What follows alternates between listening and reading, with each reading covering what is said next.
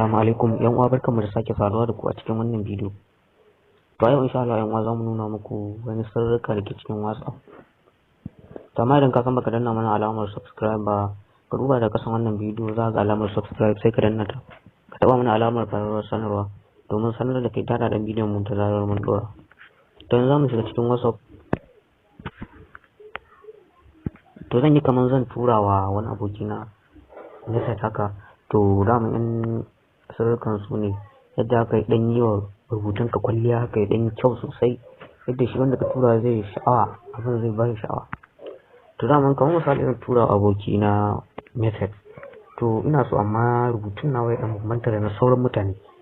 To hanyoyin suna da yawa, wato ko ainihin hanyoyin suna da yawa, to amma zan nuna muku kaɗan daga ciki. To misali ina so na tura mai farkon haɗuwar mu, ina so na tura mai salam. To amma ina so ta dan bambanta da na sauran mutane,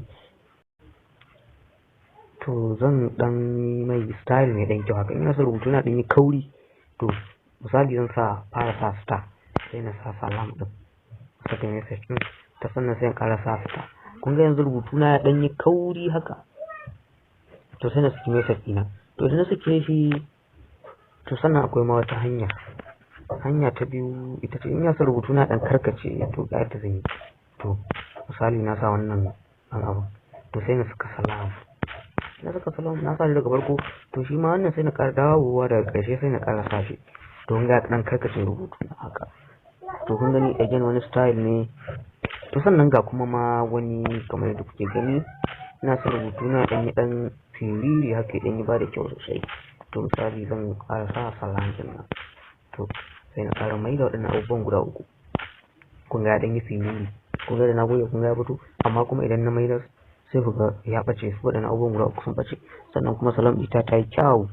To sannan akwai ma wani wanda shi kuma na cancel ne, zaka iya cancel rubutun da kai. Misali a ce kamar na sa naira 50, misali na sa naira 50, to sai na ƙara mai da wannan abu daga ƙarshe.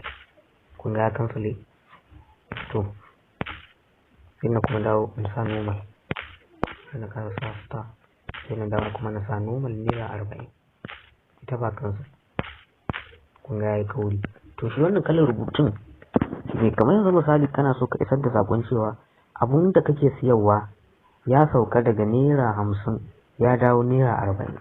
Kuna ganin irin waɗannan abubuwan a irin su wannan flyer, hakan an yi flyer, to dai za ku ringa ganin irin waɗannan abubuwan. To dai haka suke yawanci. To sannan kuma za ka iya combination, misali kana so rubutunka ya yi kauri sannan kuma ya ɗan karkace, to ga yadda za ka yi. Farko za ka sa star, sannan sai ka zo ka sa abin sirrintaka, abin da yake sa rubutu ya sirri, sai ka sa shi. Idan ka sa shi misali sai ka sa salam. To amma ne kuma ba wai ya kalma ɗaya yake ɗauka ba, za ka iya yin dogon magana, dogon sentence za ka iya yi. Sannan ka ɗora misali a ce salam, mai rubutu na kamar yadda nake a normal, sai ce salam ina kwana, misali ina kwana. Kun ga na yi sentence ko? To sai na dawo kuma daga ƙarshe sai na sa wannan abin da yake sa zai ya karkace. Kun ga rubutu na ya karkace, sai na ƙara ɗora star ɗin, kun ga yake. Sannan kuma rubutu na ya kauri ya kuma karkace, kun ga yayi kyau sosai. To kowanne za ka yi dogon sentence da shi. Misali sai ka sa wannan abin da yake kansa, sai ka mai da wannan sentence salam.